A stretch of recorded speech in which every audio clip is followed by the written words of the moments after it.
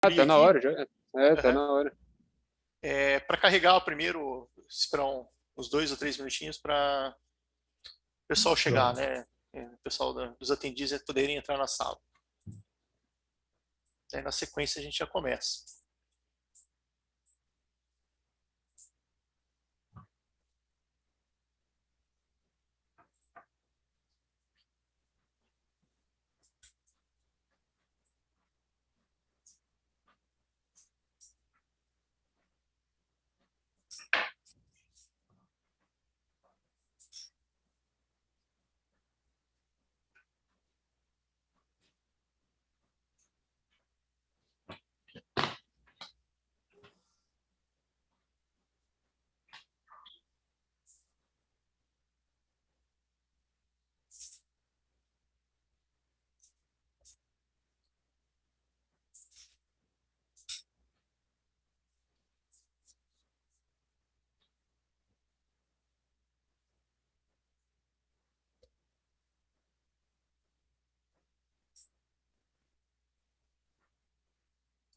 Bom, acho que podemos fazer a apresentação aí.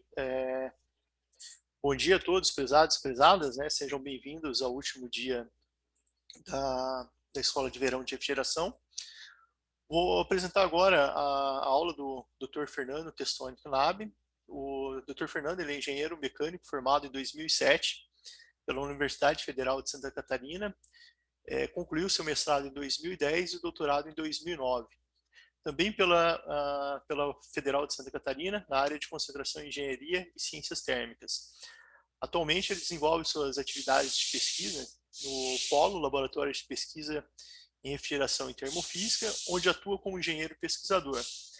O Dr. Fernando tem experiências na área de engenharia mecânica, com ênfase em refrigeração e condicionamento de ar, principalmente nos seguintes temas: experimentação, simulação e desenvolvimento de sistemas de refrigeração e seus componentes. Dr. Fernando, agradecemos muito a tua presença, né, a tua disponibilidade em participar da Sexta Escola de Refrigeração e seja muito bem-vindo. Obrigado pela introdução, Walter. Eu que agradeço a oportunidade de estar aqui. Bom, eu vou compartilhar minha tela. Vocês conseguem ver a apresentação aí? Tudo ok? Conseguimos, ok. Só lembrar a plateia, podem fazer questionamentos pelo chat ou pelo question and answers. Obrigado, Fernando. Bom, então, como o Walter falou, se não me conhece, eu sou o Fernando. Eu trabalho há aproximadamente 15 anos como pesquisador lá no Laboratório Polo, na Universidade Federal de Santa Catarina.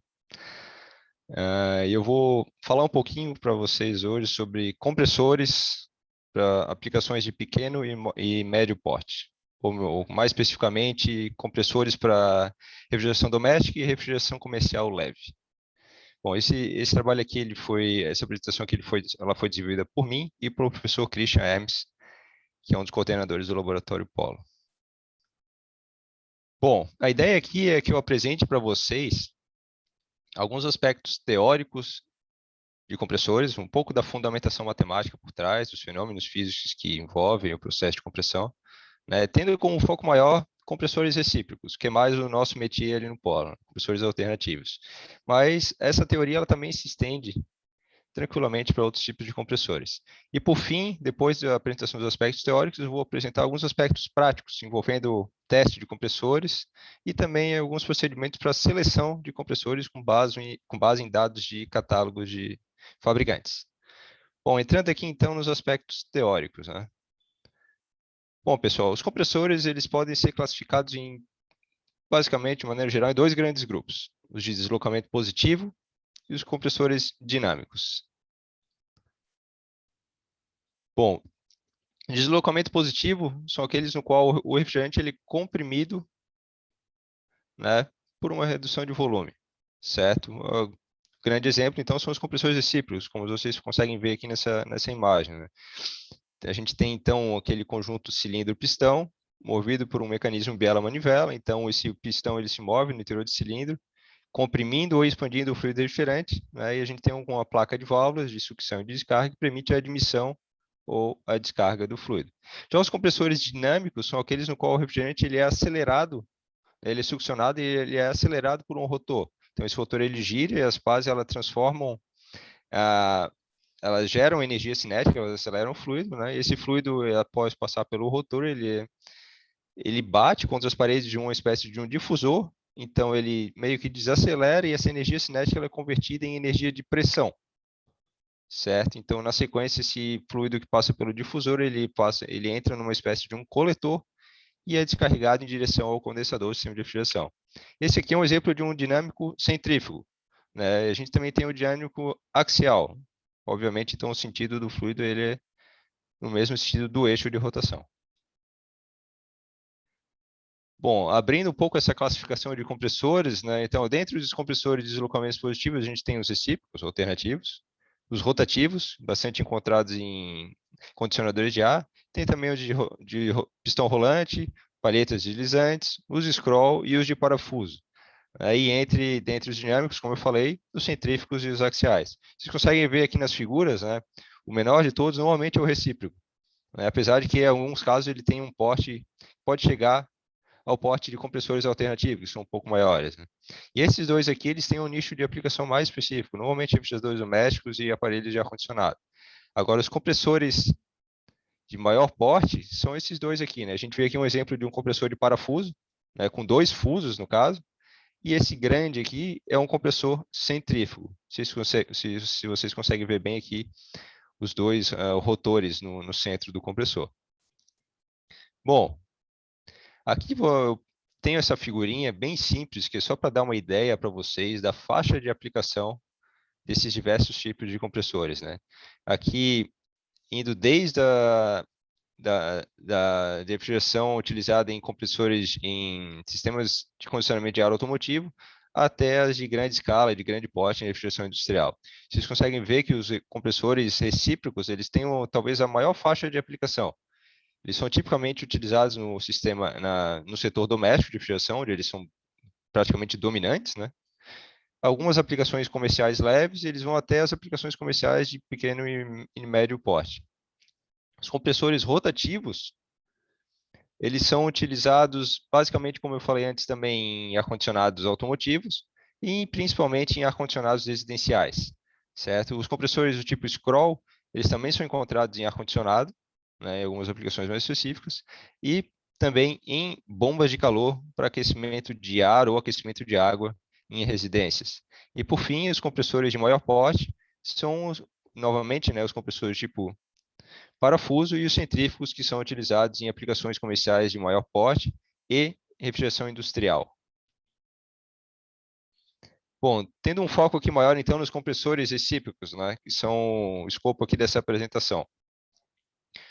O princípio de operação de um compressor recíproco vocês provavelmente já conhecem, né? Como eu falei antes, ele tem um mecanismo biela-manivela, onde o pistão ele desliza no interior do cilindro, né? Ele vai desde o ponto morto inferior até o ponto morto superior num processo que envolve a expansão e a compressão do fluido. Vocês veem aqui, então, que tem uma placa de válvula, né? Dependendo da diferença de pressões dessa válvula de sucção, ela se abre, tem esse processo de expansão, né? O êmbolo, o pistão, ele desce, certo? Até atingir o ponto morto inferior.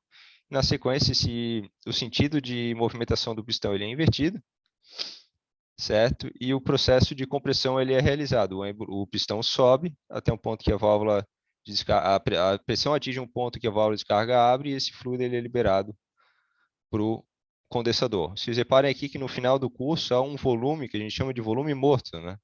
Que é digamos assim, uma perda de eficiência volumétrica no compressor. Esse volume, ele idealmente não deveria existir, mas ele na prática tem que existir até para evitar que o cilindro, que o pistão ele bata na placa de válvulas e possa danificar o compressor. Bom, aqui tem uns desenhos reais, né, de um compressor recíproco típico, né, encontrado nos refrigeradores domésticos residenciais, os refrigeradores domésticos, que só para vocês terem uma ideia dos componentes que a gente tem dentro de um compressor, né?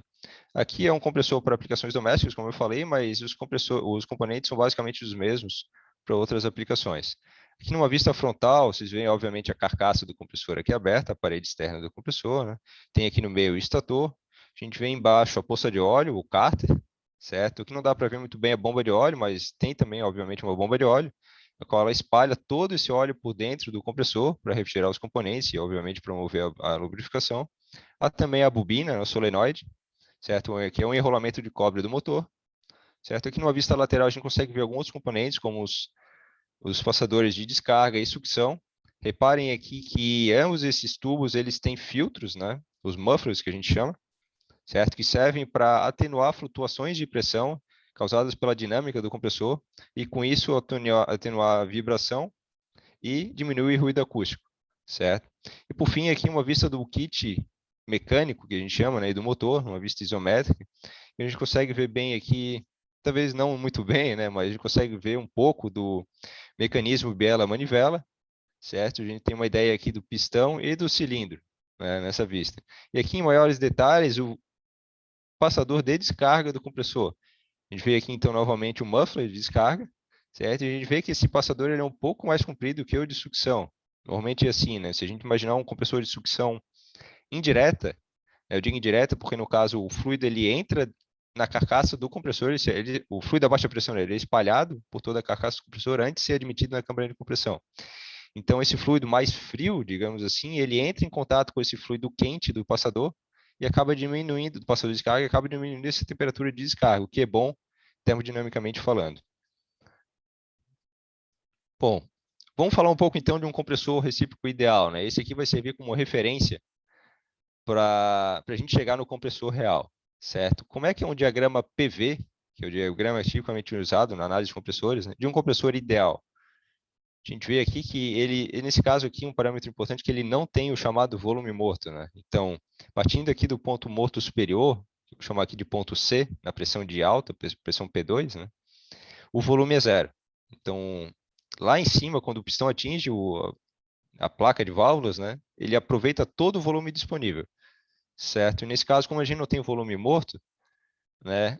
A pressão a medida, quando o fluido entra na câmara de sucção, a pressão baixa logo da pressão de descarga para a pressão de sucção, certo? Indo do ponto D aqui, volume constante, obviamente, certo? E essa válvula da câmara de sucção, ela se abre, permitindo a entrada do fluido dentro da câmara de compressão, certo? A partir desse momento, então, num processo aqui de D para A, que é um processo adiabático e isobárico, pressão constante, né?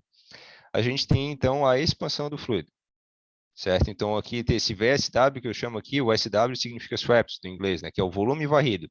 Então, o pistão, ele desce até o ponto morto inferior, que é o ponto A. Chegando no ponto A, então, o sentido de movimentação do pistão se inverte, né? E ele passa a subir. Então, subindo, ele começa a comprimir o fluido, há uma redução de volume. Né? Esse processo de A até B, ele é um processo adiabático reversível, ou seja, ele é isentrópico, a entropia é constante. Então, à medida que o volume diminui, a pressão vai subindo, o fluido é comprimido, até chegar no ponto B, né, onde se atinge a pressão de alta. A partir desse ponto aqui, a válvula de descarga se abre e o fluido é descorregado. Ele começa a ser descarregado em direção ao condensador até que seja atingido novamente o ponto morto superior, fechando então o ciclo. Bom, quando a gente fala de compressores, né, quais são os dois principais, ou os três, digamos assim, os três principais parâmetros que a gente quer calcular, né? Um deles, obviamente, é a vazão de fluido refrigerante, a vazão mássica, e o principal talvez seja a potência, né? E além, o terceiro que eu falei seria, no caso, a taxa de transferência de calor. Que eu não vou entrar em muitos detalhes aqui, mas é um parâmetro que também é relevante. Bom, como é que a gente define a vazão de fluido refrigerante no compressor, né? A massa aqui deslocada, ela é, então, o volume em A sobre o volume específico em A. Ou melhor, ou trocando em miúdos, aqui seria o volume varrido, que eu falei antes, sobre o volume específico na sucção. E escrevendo essa equação em termos de taxa, seria então o VSW ponto, que a gente passa a chamar de deslocamento volumétrico do compressor, sobre o volume específico.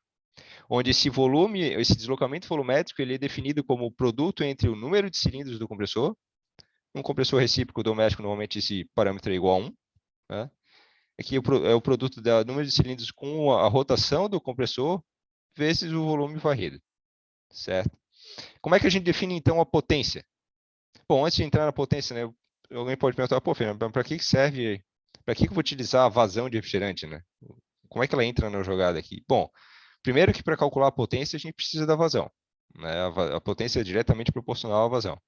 Segundo, que se a gente tem a vazão e multiplicar ela por um determinado ΔH especificado, a gente consegue ter uma ideia da capacidade de refrigeração que esse compressor vai desenvolver quando aplicado num sistema de refrigeração real, certo? Além disso, se eu estiver simulando numericamente aqui um sistema de refrigeração como um todo, né, eu vou precisar então de submodelos para os cômputos da capacidade do evaporador, por exemplo, do condensador, né, e esses outros componentes do sistema eles requerem a vazão de fluido refrigerante. Então eu preciso desse parâmetro, né? Obviamente também eu preciso desse parâmetro para fechar com a vazão do tubo capilar, do dispositivo de expansão. Bom, entrando então no cômputo da potência, a potência do compressor ideal ela nada mais é do que um M ponto ΔH, onde esse ΔH é entre a sucção e a descarga, admitindo que o processo é isentrópico, por isso o subíndice é S, né? Então, esse H2 aqui ele é calculado na pressão de condensação, na pressão de descarga, mais com a entropia do ponto 1.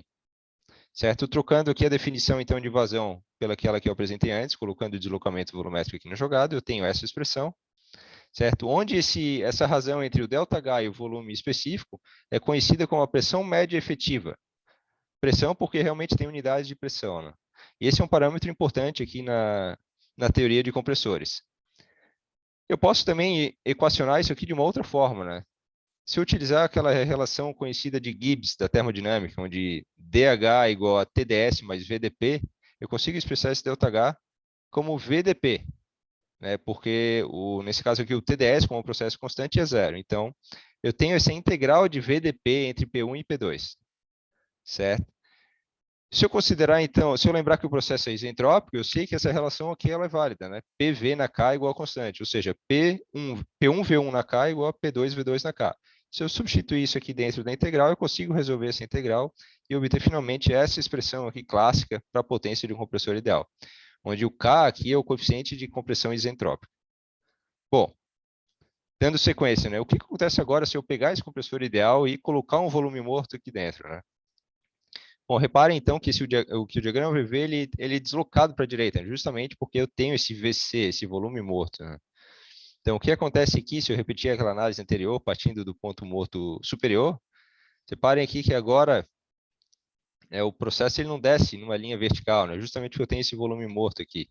Então, a válvula de sucção, à medida que o pistão desce, né, ela só abre quando eu atinjo o ponto D aqui, certo? Que está um pouco deslocado para a direita. Certo? E o resto aqui do processo é praticamente o mesmo. Mas o que acontece é que, então, nesse caso aqui, o volume varrido, né, ele é VA menos VD, que é menor do que o volume VSW que eu tinha anteriormente. Então, a partir dessa relação de volumes, eu tenho a definição do que eu chamo de eficiência volumétrica, né, que é a razão entre o volume que foi efetivamente varrido pelo pistão do cilindro sobre o volume realmente disponível, né, VSW. Bom, então agora com isso eu posso atualizar as equações anteriores para vazão e para potência. No caso da vazão, basicamente o que eu tenho que fazer é multiplicar a eficiência volumétrica pela razão de deslocamento volumétrico e volume específico, né?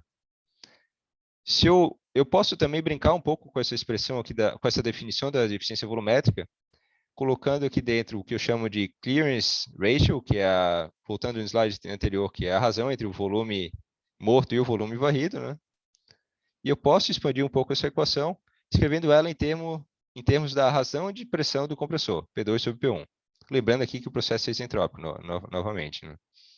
Então, aqui, atualizando na sequência a definição da potência, basicamente é a mesma coisa, né? Eu chego no final com a mesma equação, só que no caso ela é multiplicada também pela eficiência volumétrica do compressor.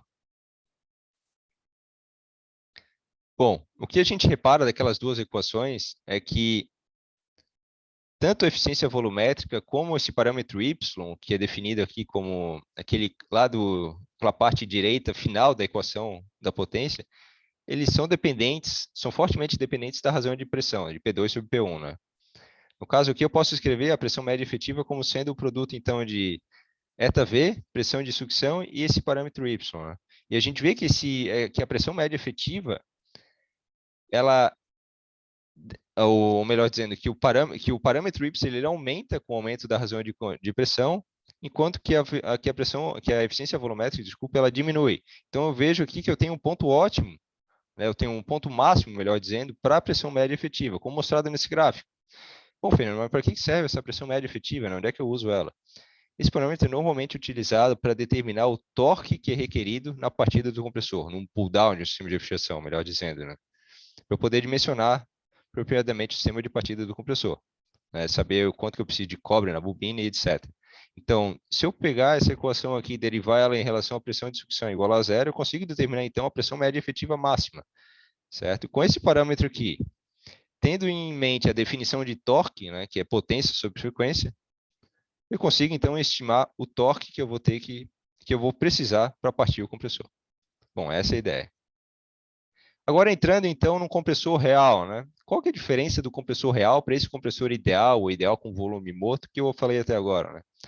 Bom, o diagrama PH, como vocês conseguem ver, ele é um pouco diferente, né? Primeiro, os processos de sucção e descarga, eles não são mais isobáricos, não são mais a pressão constante. Como vocês veem aqui, do ponto B para o ponto C e do ponto D para o ponto A, há uma variação de pressão.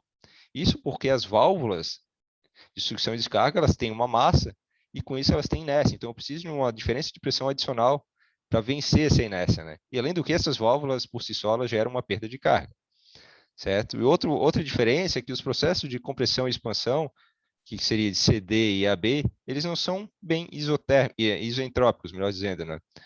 Na verdade, eu tenho um PV elevado a N e um PV elevado a M, né? Onde esses coeficientes N e M, eles não são bem iguais a K, que é o coeficiente de compressão isentrópica.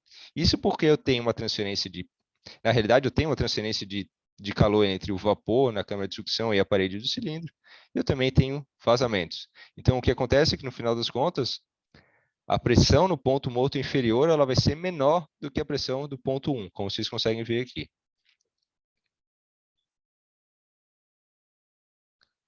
E com isso eu consigo ter a definição, então, da eficiência volumétrica real do meu compressor, que ela é definida, então, como a vazão realmente bombeada por ele, ou a vazão, melhor dizendo, deslocada por ele, né, porque ele não é uma bomba, sobre a vazão teórica.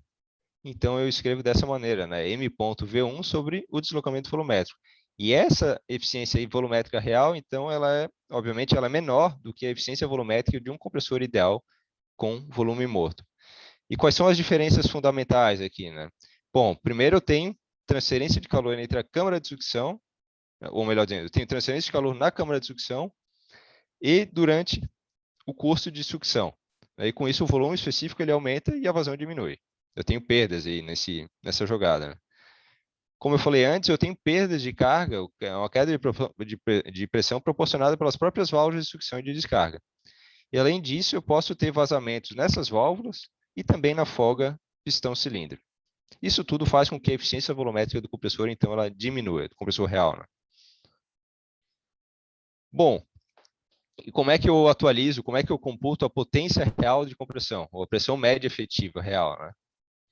A pressão média efetiva real, ela é definida como a potência de eixo sobre o deslocamento volumétrico, que na verdade é a soma entre a pressão média efetiva indicada, que é aquela obtida pelo diagrama PV, mais a pressão média efetiva devido a perdas de pressão relacionadas a mancais e a fricção entre pistão e cilindro, ou até mesmo a bomba de óleo.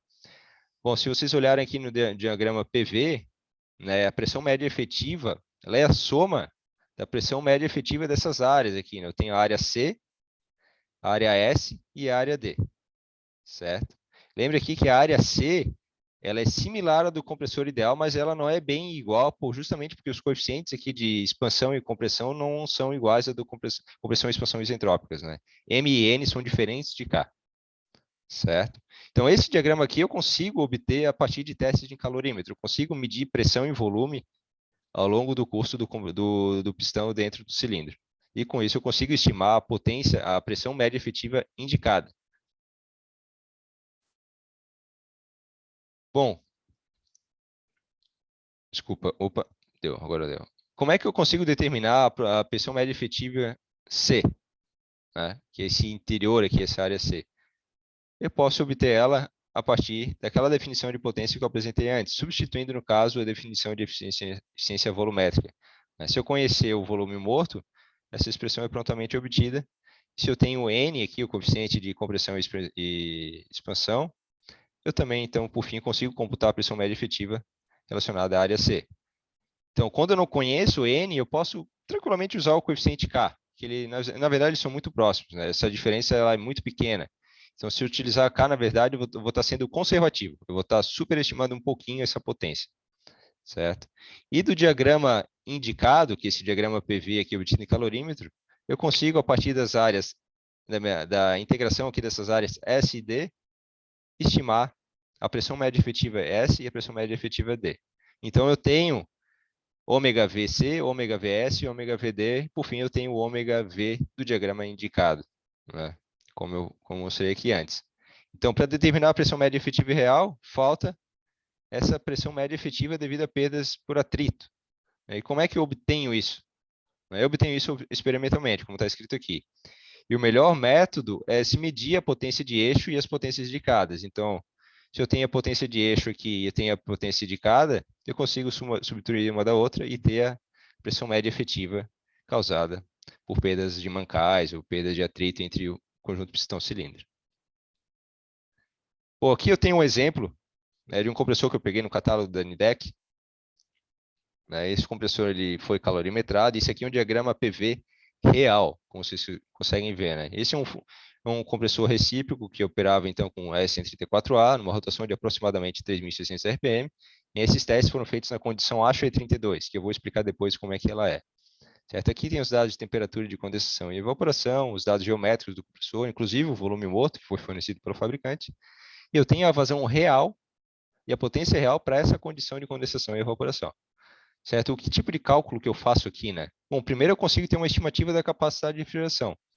Lembra que eu falei da importância da vazão? Se eu conheço a vazão, eu posso impor aqui um ΔH, né, de referência e calcular estimar essa capacidade de refrigeração. Que ΔH que é esse, né? Normalmente em dados de fabricante, esse ΔH ele é definido dessa maneira, onde o ponto 1 é a sucção do compressor e o ponto 3 seria a saída do condensador. Na verdade, não tem bem um condensador no teste calorímetro, né?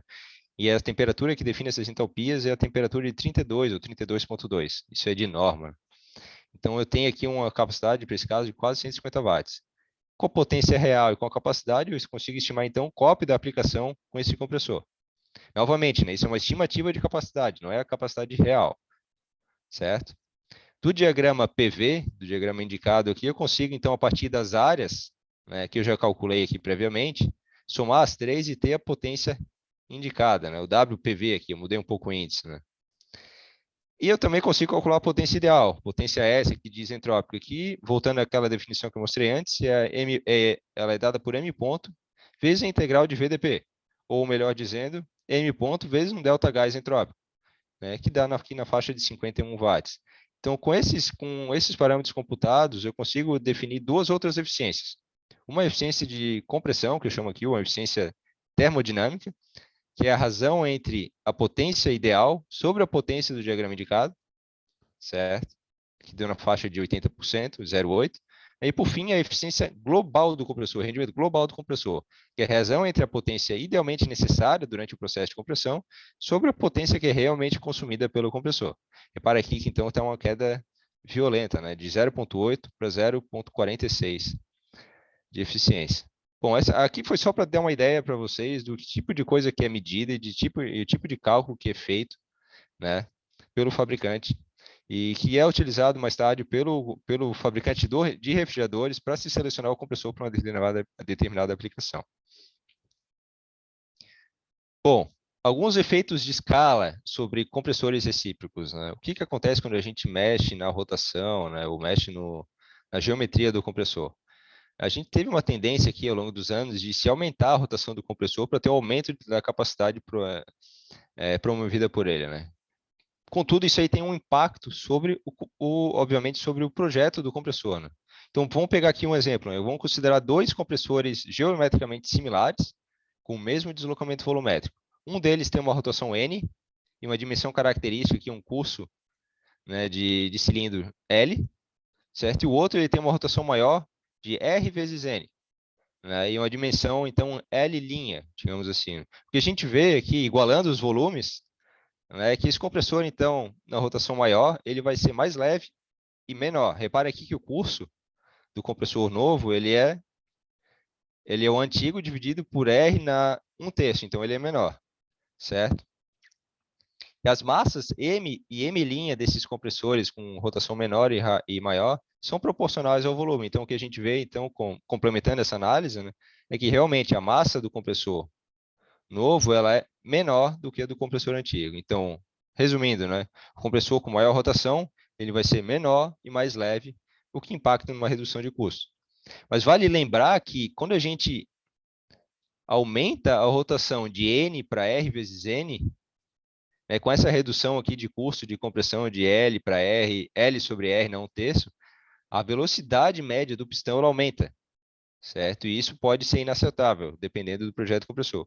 E ela aumenta num fator de R na 2/3, certo? O que acontece aqui é que esse aumento de velocidade ele mexe com aquelas áreas S e D que eu mostrei no diagrama PV. Né? Então, essas áreas elas são função, elas são proporcionais à velocidade do fluido nos orifícios ao quadrado.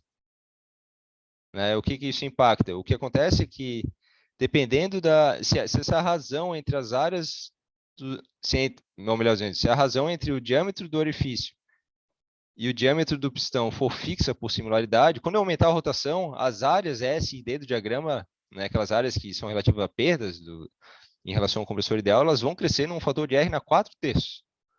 Isso faz com que tanto a pressão média efetiva como a potência consumida pelo compressor aumente. Então, de acordo com informações fornecidas pelo fabricante, a gente tem um limite aí de velocidade através dos orifícios, que é na faixa de 3 ou 4 metros por segundo. Então, eu tenho que trabalhar por aqui, né?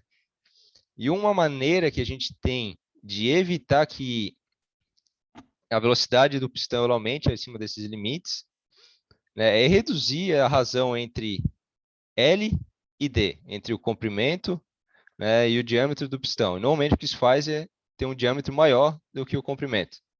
Né? Uma outra alternativa é reduzir esse stroke, aqui, esse curso, e aumentar o número de cilindros.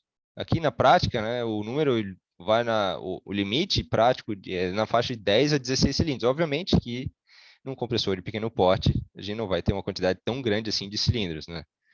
Então, na prática, o que isso tudo aí significa? Isso significa que compressores recíprocos, eles não são utilizados para capacidades de refrigeração muito grandes. Né? Se a gente lembrar aqui a definição de capacidade, né, lembra lá que era M ponto delta H, então toda essa parte aqui é a definição de vazão, certo?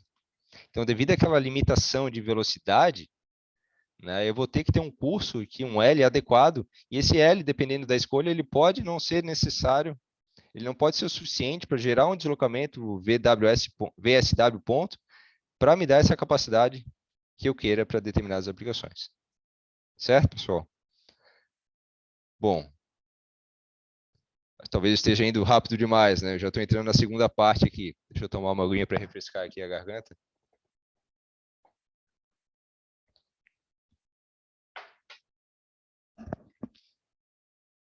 Entrando agora, então, na parte de seleção de compressores, a parte mais prática. Qual que é a motivação aqui dessa parte da apresentação? Né? Tem algumas perguntas que a gente vai tentar responder aqui com essa análise. Né? Primeiro, por que é importante mapear a performance do compressor? Por que engenheiros precisam de dados de catálogo do fabricante, né, para desenvolver as suas análises? Que tipo de experimentos são necessários para obter os dados de performance? Ou melhor, quantos pontos experimentais eu preciso para ter um mapa razoavelmente completo da performance de um compressor? Na sequência aqui, então, como é que os fabricantes de compressor divulgam seus dados? Eu vou mostrar para vocês depois que as informações não são bem padronizadas, elas mudam um pouco dependendo do fabricante. Esse número de pontos experimentais necessários, ele pode ser reduzido? Será que eu preciso fazer 20 pontos? Será que eu não consigo fazer com 10 no mapa do compressor? E por fim, é possível extrapolar os dados de performance do compressor? Vocês vão ver que os dados dos fabricantes eles são para uma faixa de condensação e evaporação definida. Será que eu consigo calcular a performance do compressor fora dessa faixa? né, de uma maneira razoavelmente precisa? Então, são essas perguntas aqui que a gente vai tentar responder nessa parte da apresentação. Bom, qual que é a importância de dados de calorímetro de compressor? Bom, a gente pode utilizar esses dados para fazer uma simulação de um ciclo de refrigeração completo, como está mostrado na figura, né? Um ciclo de refrigeração, ele requer submodelos para cada um dos componentes, para o condensador, para o trocador de calor interno, aqui, tubo capilar, linha de sucção, para o evaporador e, obviamente, para o compressor.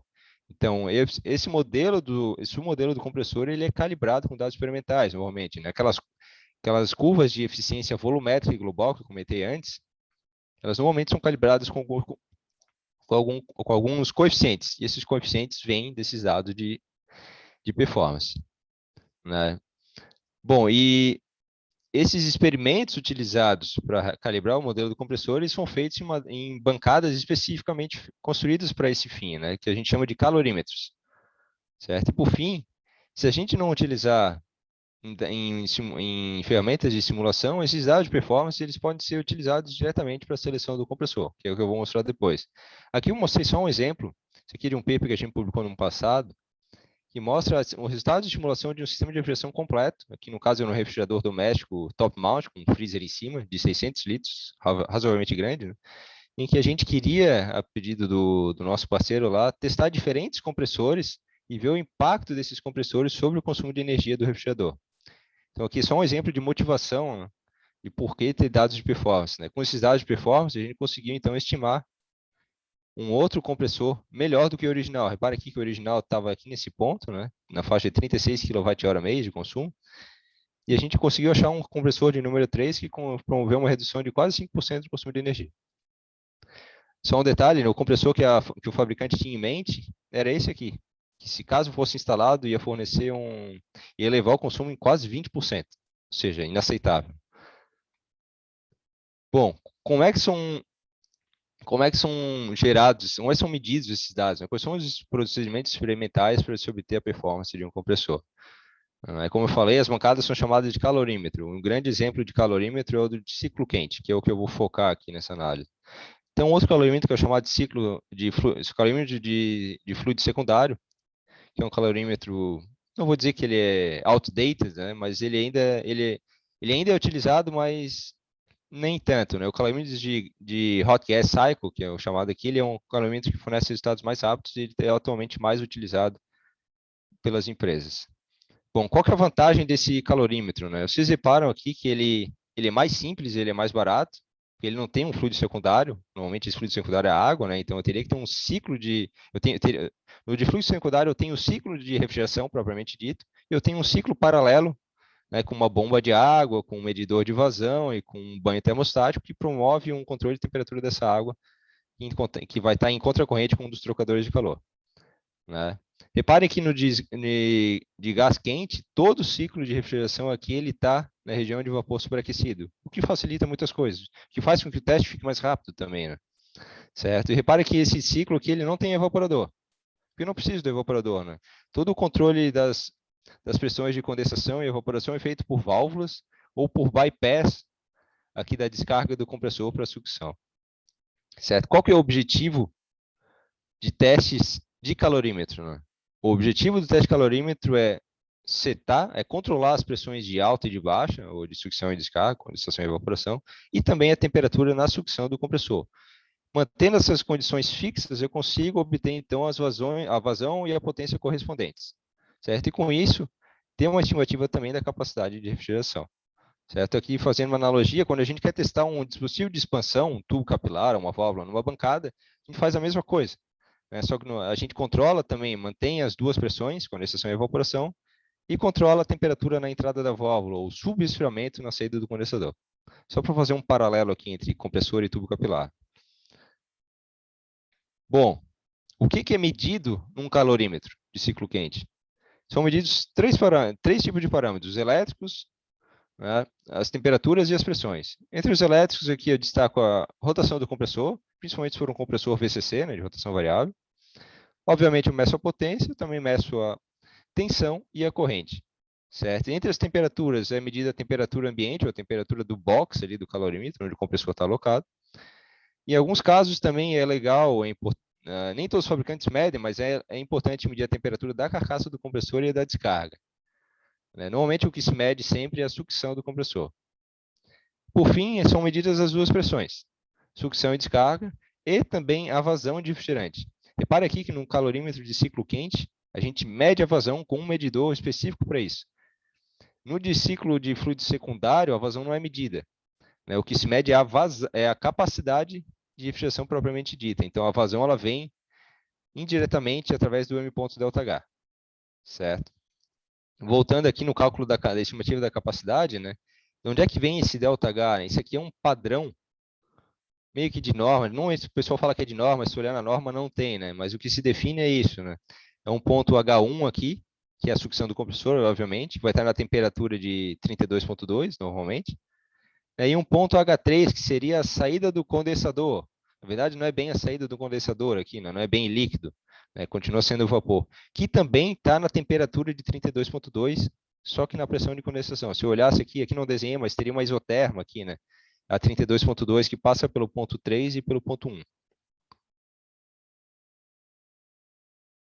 Bom, aqui no Polo a gente já desenvolveu uma série de calorímetros no passado, e a versão que a gente tem hoje é uma versão alternativa de ciclo quente.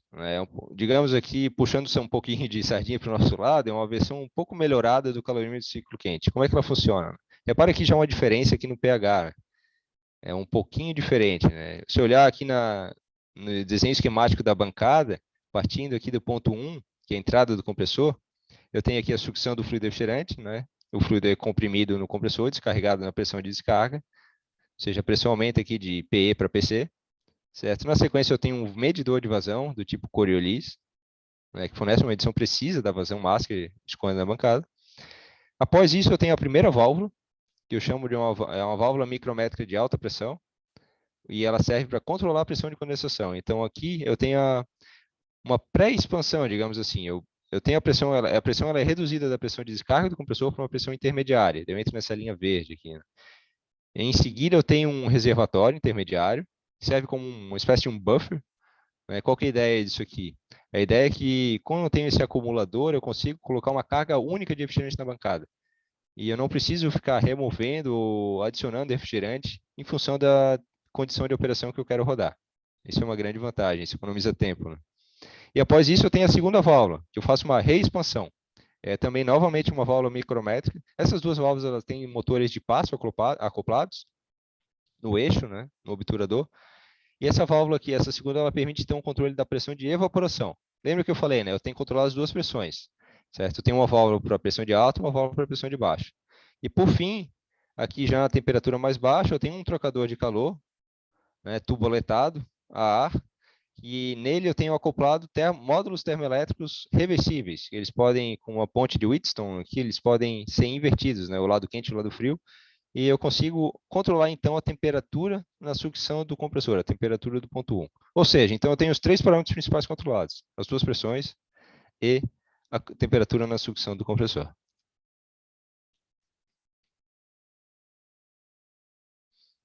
Como é que os fabricantes eles informam os seus dados, né, para o consumidor? Ou melhor, para os fabricantes de refrigeradores. Né? Como é que a gente que está projetando o sistema de refrigeração vai poder selecionar um compressor de uma maneira adequada? Bom, depende de como o fabricante informa, né? Como eu vou mostrar aqui, cada fabricante informa de um jeito. Os jeitos são meio parecidos, mas em alguns casos tem uma diferença que eu considero meio que fundamental. No caso da Embraco, hoje em dia Nidec, as informações são divulgadas dessa forma. Eu tenho primeiro aqui numa linha separada o que a gente chama de checkpoints, né, que é uma performance no refrigerador num ponto específico, que é o checkpoint, que é a condensação de 54,4 e evaporação de menos 23,3. Isso, né, que é na condição ASHRAE 32, que eu vou explicar depois. E na sequência tem três tabelinhas, uma para cada condensação. A Embraco ela normalmente divulga os dados para três condensações diferentes. E para cada condensação eu tenho de 6 a 7 temperaturas de evaporação, como vocês conseguem ver aqui. Aqui eu tenho um exemplo na condensação de 45, e uma faixa de evaporação que vai de menos 35 a menos 10. Em alguns casos eu tenho menos 5 também aqui disponível. E o que tem de dado de performance disponível? Eu tenho a potência, que é efetivamente medida, a corrente também é medida, e eu tenho a vazão, que também é medida. Repare que aqui eu também tenho a capacidade, só que essa capacidade ela não é medida, ela é estimada com aquele ΔH de referência, eu diria até fictício, né? E por fim eu tenho o COP, a eficiência, que o COP em watt por watt, né, dimensional, que é um COP também um COP também de referência, porque ele é com base na capacidade que foi estimada, certo? Bom, essa é uma maneira de divulgar os dados. A Tecance, que é outro fabricante de compressor conhecido, ela divulga da mesma maneira da Embraco, só que com mais pontos aqui de temperatura de evaporação e mais pontos de temperatura de condensação. Repare aqui que eu tenho uns quadradinhos em branco, justamente porque para essas combinações de evaporação e condensação, o compressor não atingiu as condições de teste. Repare aqui o que a Tecance divulga. Ela divulga a capacidade em BTU hora, a potência, a amperagem, que é a corrente, e a vazão. Aqui, assim como a Embraco, ela também mede vazão, certo? E a capacidade é estimada. A Hitachi é outro fabricante de compressor, certo? Ela também divulga dados em função da condensação e da evaporação. Aqui tem uma série de temperaturas de evaporação, certo? E reparem nesse detalhe, né? São três tabelas, uma para potência, outra para corrente, e essa primeira aqui é para capacidade de refrigeração. Ou seja, a Hitachi ela usa calorímetro de fluido secundário, aparentemente. Ela mede a capacidade, ela não mede a vazão. Se tivesse uma quarta tabela aqui com a vazão, seria uma vazão estimada e não medida, né? Aqui tem um porém aqui que ela diz aqui, tem uma espécie de um asterisco que os valores são calculados. O que alguns fabricantes fazem, né? Eles medem a performance numa matriz reduzida de testes, talvez aqui, não sei como é que ele taxa, mas talvez ela não medisse em tantas evaporações, talvez medisse só em evaporações intermediárias, e ela ajustaria um polinômio em função das temperaturas de evaporação e condensação para gerar uma tabela completa como essa aqui. Talvez seja por isso que eles informam aqui que os valores são calculados. Bom, não sei o que vocês acham, pessoal. Antes de entrar aqui nas normas de teste, talvez a gente fazer um intervalinho de uns 10 a 15 minutos, fazer uma espécie de coffee break virtual, e na sequência a gente retoma. Tudo bem? Podemos fazer assim, Fernando, sem problemas. Eu fico atento, então, se acaso algum participante desejar fazer algum questionamento, pode mandar aqui para o chat e depois eu apresento para o Fernando. Tá Ok? certo, Mas então. podemos fazer um intervalo então de 10 minutos, pode ser? Pode ser. Então tá, voltamos aí então, agora 10h46, 10h56. Obrigado, Fernando. Combinado, então.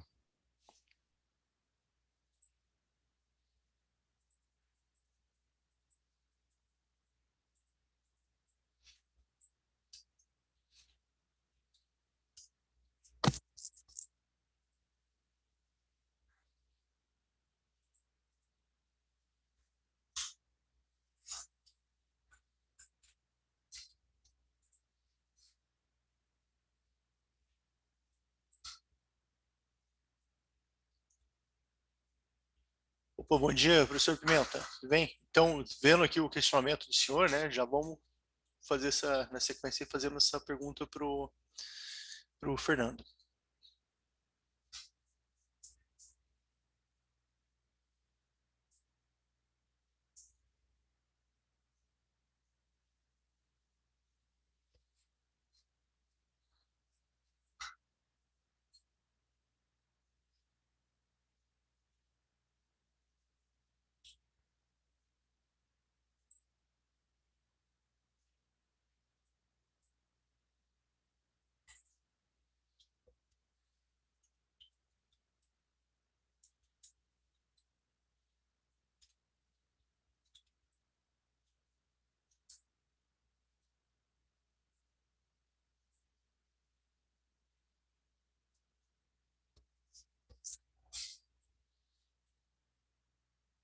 Não, obrigado, professor.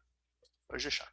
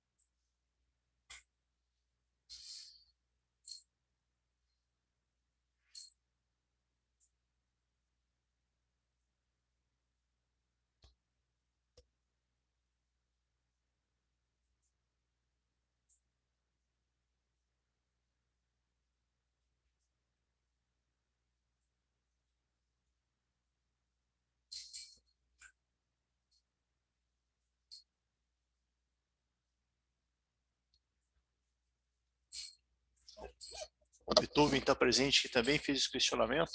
Eu vou ler o questionamento aqui do professor Pimenta e do Beethoven, e depois a gente continua quando o Fernando retomar, né? Mas não sei se aparecem para todos ali o questionamento, mas o professor Pimenta, ele questiona ali como que o óleo lubrificante que se encontra em mistura com refrigerante, ele afeta as medições de vazão e seus propriedades computadas, né, para os fluidos dos resultados de testes experimentais do compressor. Que cuidados experimentais ou correções são consideradas? Então, na sequência ali, nós vamos ver, né, como que essa mistura entre o fluido refrigerante e o lubrificante ele afeta os resultados experimentais. O Beethoven também tá aqui na nossa sessão, né? Um prazer vê-lo aí novamente, Beethoven. Está sempre bem atuante aí durante toda a EVR. Então ele parabeniza o Fernando pela apresentação e ele tem duas perguntas, né? No slide 24, porque se chama condensador na bancada de teste se realmente não existe a condensação do gás. Não seria mais um resfriador ou cooler? Já podemos fazer essa pergunta para o Fernando também na sequência. Mas eu acho que deve ser só uma denominação mesmo, o Beethoven. Vamos aguardar um pouquinho para o Fernando esclarecer. E no slide 27, ele pergunta, né, se as potências apresentadas elas correspondem à potência na ponta do eixo. Qual seria o fator de potência para esse tipo de compressores? Também vamos aguardar. Potência de compressor, se eu não me engano, na parte experimental, o pessoal costuma utilizar a potência de entrada. Então, acho que tem uns transdutores de potência, se eu não me engano, da Kron, que é uma marca do Rio Grande do Sul, que eles fazem a medida, né, de corrente e tensão e já transforma isso aí, se não me engano, ele tem um transdutorzinho que ele já passa para o LabVIEW. Mas podemos confirmar isso aí com o Fernando também, tá? Eu me lembro que numa bancada a gente fazia dessa maneira. Mas vamos aguardar aí que já ele Opa, voltei. nos traz essas dúvidas. Hein? Tudo bem, Fernando? Fernando, estou lendo aqui umas dúvidas com o pessoal da plateia aqui. Não sei se quer responder agora para dar um Pode ser, intervalo sem aí na problemas. apresentação, né? Depois a gente retoma. Então tá, acho que você tem acesso ali ao question and answers ali embaixo. Está escrito as perguntas, né? Eu vou ler aqui e você pode comentar com a gente. Então, o professor João Pimenta, ele pergunta como o óleo lubrificante que se encontra em mistura com o refrigerante, ele afeta as medições de vazão, né? Essas propriedades computadas para os fluidos e os resultados de testes experimentais do compressor. Então, que Certo. cuidados experimentais ou correções, né, são consideradas aí nesses testes? Bom, normalmente o que a gente usa em bancada são separadores de óleo.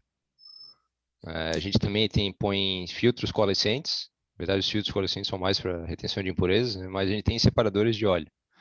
E separadores de óleo, às vezes um ou dois em série, para reter o óleo, e esse óleo ele é retornado no final do teste para a carcaça do compressor. Então, a ideia é que o teste seja feito com fluido limpo, digamos assim. Sim, Propriedades do fluido são calculadas então como sendo do fluido puro. entendi. Provavelmente ele passa ali pelo Coriolis, né, e ele mede considerando É, como o, fluido puro, né? voltando, deixa eu ver se eu consigo voltar aqui no ciclo da bancada. Uhum. Na verdade, nesse desenho aqui não tem o filtro coalescente, porque essa bancada foi feita para um compressor sem óleo, mas o filtro ele Entendi. estaria aqui entre a descarga do compressor e o medidor de vazão. Então ele Ah, entendi. já seria, a vazão já seria medida com fluido puro, digamos assim. Legal, muito obrigado pela explicação. O Beethoven Narvaez, da USP também, né, colega nosso, hein, ele tem dois questionamentos. No slide 24, porque se chama de condensador na bancada de testes, se não existe a condensação do gás, não seria mais um resfriador ou cooler? É isso, deixa eu ver aqui o slide, só um pouquinho. É isso mesmo, é. É um É o resfriador, na condensador verdade. ali digamos, entre aspas, condensador. Está respondido. E no slide 27, ele pergunta se as potências apresentadas elas correspondem à potência na ponta do eixo e qual seria o fator de potência para esse tipo de compressor. Olha, o fator de potência eu não sei. Eu sei que essa potência aqui é a potência elétrica mesmo, como se fosse medida na tomada. De Potência alimentação, total. né? Isso, exatamente. Ok, então tá respondido, Beethoven. Acho mais ou menos aquela ideia que eu imaginava também, né? Mede corrente e tensão e transforma isso aí num transdutor e passa para o LabVIEW ou algum outro sistema de aquisição, né? Muitos fabricantes até usam medidores de potência direta, né? Integradores de potência. E o cara já tem as três variáveis disponíveis ao mesmo tempo: potência, Isso, tensão e corrente. legal. Bom, o professor João Pimenta aqui, ele continua, né, a respeito da dúvida do fluido refrigerante e do óleo. Ele pergunta aqui, então, que se assume que a presença do óleo é mínima. Eu acho que é essa a É isso resposta, né? mesmo. Aham. Tá, muito obrigado pelo questionamento, professor João. Espero que eu tenha Beethoven. respondido aí. Sim, não, tá sim. Bom, retomo a palavra para você, Fernando, fique à vontade. Qualquer dúvida, é só chamar. Tá certo. Vamos retomar então a apresentação, pessoal. Vocês continuam vendo a minha tela, né? Sim, continua vendo a Ok. tela. Então, onde eu comparei antes, como eu falei antes, a gente tinha parado aqui nas normas de teste de compressores, né? A gente tem duas normas mais importantes, mais relevantes. Uma é da ASHRAE e outra é da Secomaf. Não diria que são bem normas de teste, são referências de testes, né? Na verdade, elas especificam algumas recomendações de como se medir a performance do compressor e elas têm as condições de contorno, as condições de operação nas quais esse compressor deve ser testado. Então, falando aqui um pouco da norma ASHRAE, é a ASHRAE 23.1 de 2010. Não sei se já tem uma nova versão, mas essa é a última que eu tinha, de 2010. Ela tem duas condições importantes de teste, que é a chamada ASHRAE 32, que eu já tinha falado antes, que é para compressores de aplicação LBP e até MBP, e a ASHRAE 46, que é para HBP ou também MBP em algumas condições. E essa aqui é 46, a ASHRAE 46, ela é utilizada como referência para compressores de um porte um pouquinho maior, para ar-condicionado principalmente. Né? O que essas duas normas especificam? Né? Elas especificam, obviamente, o checkpoint. A gente vê aqui que na ASHRAE 32, o checkpoint, aquele ponto lá, aquela única linha do catálogo do compressor de referência, tem uma condensação de 54,4 graus Celsius e menos 23,3, certo? E as condições gerais de teste, nas quais eu faço aquela varredura de diferentes condensações e evaporações, são essas aqui. Eu tenho que manter a sucção do compressor a 32,2, daí o nome, né, de ASHRAE 32, nesse caso aqui. Eu tenho que manter o líquido, que seria, não é bem líquido, como o professor João comentou, né? Não tem bem, o João não, o Beethoven, se não me engano, desculpa, agora não me lembro. Não é bem o condensador, mas eu teria aquele ponto 3 lá do diagrama pH, numa temperatura de referência também é 32,2, e a temperatura nos arredores do compressor, no ambiente ou no box de teste, também é 32,2. Então, para cada combinação de condensação e evaporação, eu mantenho essas três condições iguais, certo? E na condição ASHRAE 46, é parecido, né? Eu mudo um pouco o checkpoint, a condensação aqui é a mesma, 54,4, mas a evaporação é mais alta, até porque eu estou falando em HBP agora, né? 7,2 graus Celsius. A temperatura de sucção do gás é 35, certo? E a de novo, entre aspas, do líquido, 46,1. Daí o nome da norma, ASHRAE 46. O ambiente aqui também tem a mesma temperatura da sucção do compressor. Essa aqui, na verdade, então, vocês reparem que seria uma espécie de condição de teste onde eu tenho um subesfriamento aqui de 8,3 graus Celsius, comparado com a condensação de checkpoint. Bom, essa é a norma ASHRAE, certo? Como é que é a Secomaf? Vocês vão ver nos catálogos de compressores, nem todos, mas alguns, como a Embraco, por exemplo, ela divulga os dados do compressor para essas duas condições ao mesmo tempo. Então, vocês vão ver lá uma tabela para dados de ASHRAE e outra para tabelas nas condições Secomaf. A norma Secomaf vem da norma europeia 12.900, 2005, certo? E essa norma é chamada também de sem subcooling, sem subresfriamento. Por quê? Já vou explicar. Bom, também ela tem duas condições, para LBP e para HBP. O checkpoint aqui, essas condições são um pouco diferentes em relação à norma da ASHRAE, né? A condensação aqui para aplicação LBP é de 55, um pouquinho mais alto no checkpoint, e a evaporação de menos 25. São valores mais redondos, digamos assim, né? A sucção, temperatura de sucção também é 32, assim como a do box do compressor. Esse caso aqui é igual da ASHRAE praticamente. Só que a do ponto 3 lá do pH é 55, ou seja, é a mesma temperatura de condensação. Por isso o nome without subcooling, subcooling zero, né? E para HBP é análogo. HBP eu tenho evaporação mais alta, obviamente, aqui nesse caso é 5 e não mais menos 25 no checkpoint. Condensação um pouquinho mais baixa, de 50 e não 55. A sucção também é baixa, 20 graus Celsius. E obviamente aqui a do, de novo, entre aspas, líquido, é igual à da condensação, zero subcooling. Bom, quais são as equações fundamentais para se calcular a performance com base em dados de catálogo? Eu listei aqui 4. Né? A primeira é o balanço de energia global do compressor. E o balanço de energia, como a gente sabe, é o que entra, trocando em miúdos, é o que entra igual ao que sai. Então, eu tenho um M ponto delta, um M ponto H1, né, entrando, um M ponto H2 saindo. Eu tenho uma potência, um trabalho sendo realizado no compressor, uma potência entrando. E eu tenho um calor aqui também sendo rejeitado pela carcaça do compressor. No compressor ideal, esse calor é nulo, certo? Bom, outra equação é a da vazão, que eu já apresentei antes, né? Que é o produto do rendimento volumétrico do compressor vezes o volume deslocado, né? Ou a cilindrada do compressor aqui em metros cúbicos, né? Multiplicado pela rotação em Hertz, dividido pelo volume específico na pressão de evaporação e na temperatura de sucção do compressor. Já a potência, ela também pode ser calculada. Na verdade, a gente mede a potência no calorímetro e a partir dessa equação a gente obtém a eficiência global do compressor. Lembre-se da definição de eficiência global, né, que é a potência ideal, ou idealmente necessária para comprimir o fluido, sobre a potência realmente consumida, o W ponto. Certo? E por fim, a taxa de transferência de calor entre o compressor e o ambiente é dada pelaquela lei de resfriamento de Newton, né, o A delta T, onde a partir dessas medições todas aqui do balanço de energia, o M ponto e as duas entalpias e a potência, eu consigo ter a estimativa do calor trocado pela carcaça, certo? E eu também, obviamente, eu meço as temperaturas do compressor, então eu tenho o ΔT. Finalmente, com Q e ΔT medidos, eu consigo estimar o A do compressor, a constância térmica global da carcaça dele. Repare aqui que nesse ΔT eu utilizei a temperatura da descarga. Por que eu fiz isso, né?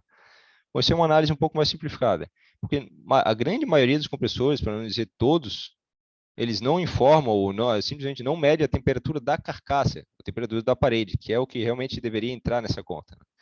Em alguns, eles informam a temperatura da descarga.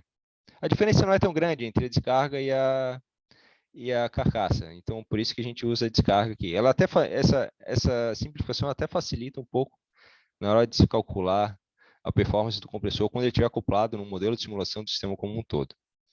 Bom, então para fazer todas essas contas eu preciso de algumas propriedades termodinâmicas, obviamente, né? O volume específico da sucção, a entalpia na sucção, a entropia na sucção, todas elas avaliadas em T1 e na pressão de evaporação, e por fim as entalpias na descarga, né? A entalpia principal, T2 e PC, de pressão de condensação, e a entropia na descarga assumindo processos entrópicos. Né? Essa entropia ela é utilizada para o cômputo da eficiência global do compressor. Certo? Isentrópica, então, ela é calculada dessa maneira, né? A entropia do ponto 1 e a pressão de condensação, a pressão de descarga do ponto 2. Bom, ainda falando de fundamentação e equações fundamentais de compressores, né? A gente pode prever o performance do compressor com modelos matemáticos. Né? Qual que é o objetivo aqui do modelo matemático do compressor?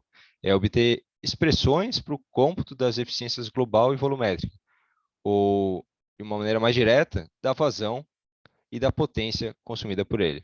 E essas equações elas têm que ser função dos parâmetros que a gente mediu no teste, né? Como a pressão de condensação e evaporação e a temperatura na sucção. E esses modelos que a gente vê na literatura, eles são normalmente classificados de acordo com o nível de física envolvida nesse modelo, né? Ou até mesmo empirismo, e em função também da rotação do compressor. Então, essa classificação aqui é de acordo com o nível de física envolvida.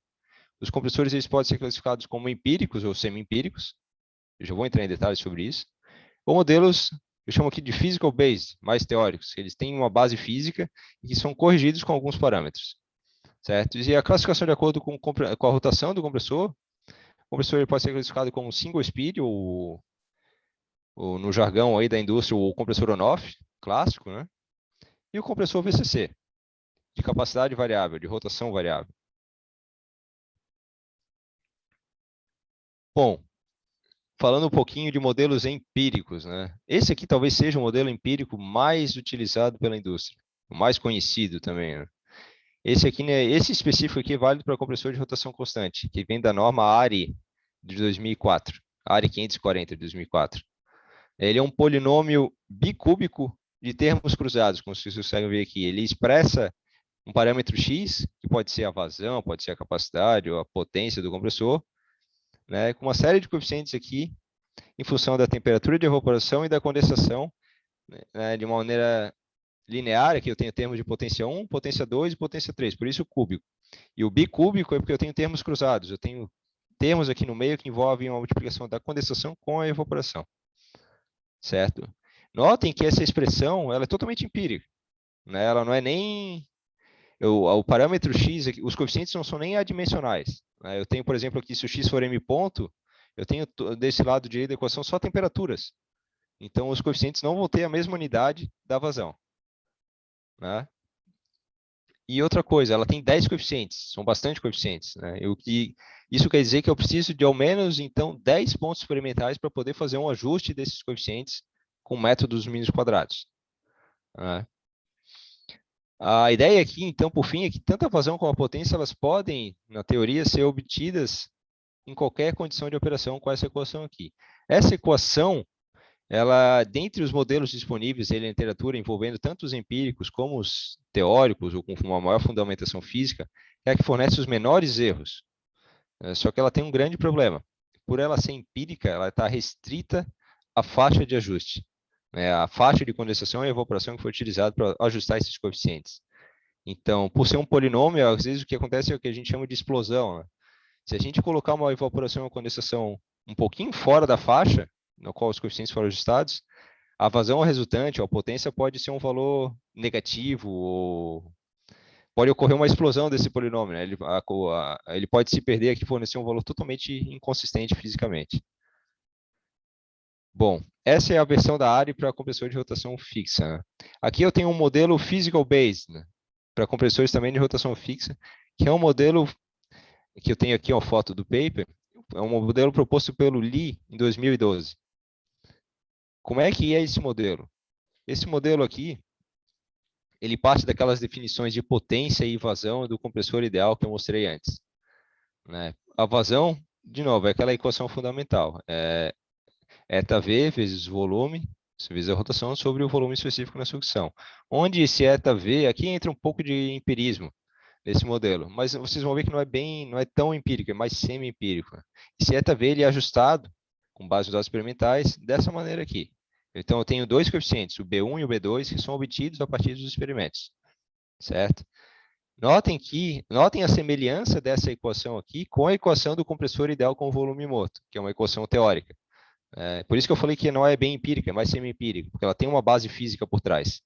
Reparem aqui que eu tenho a razão de compressão elevada a 1 sobre K nas duas equações, né?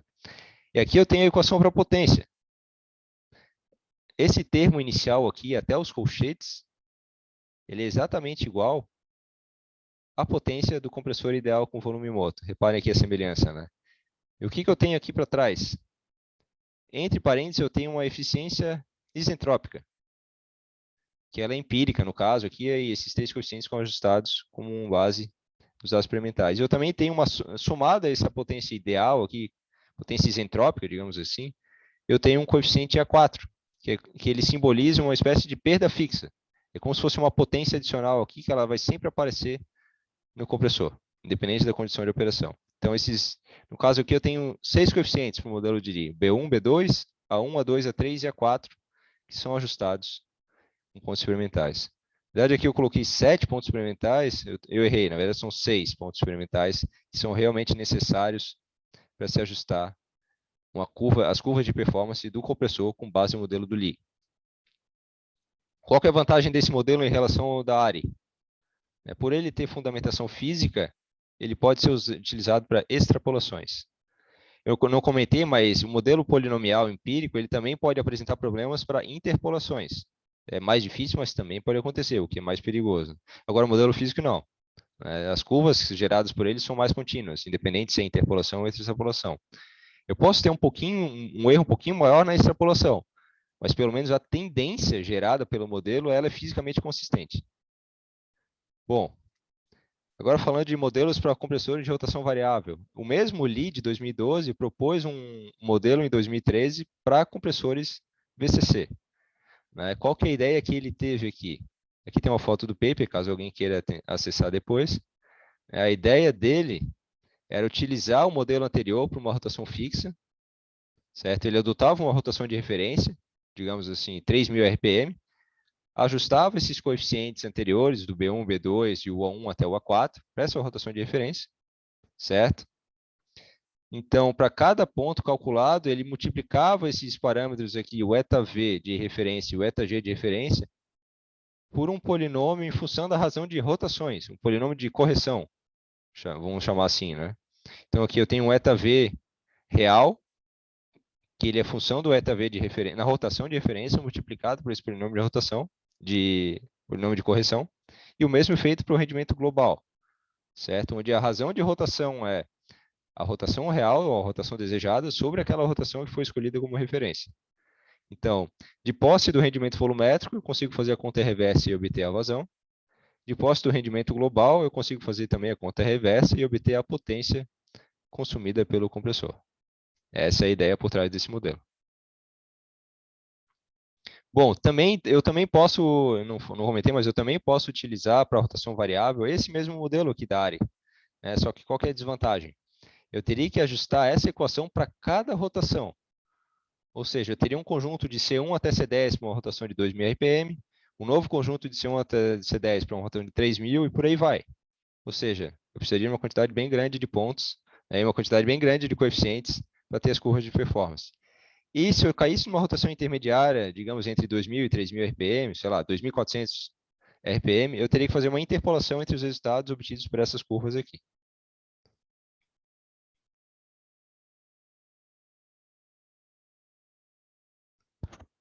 Bom, dando continuidade então, falando um pouco aqui de extrapolação, né? Eu já dei uma pincelada antes, mas qual que é o problema aqui? O que tem acontecido hoje em dia, né?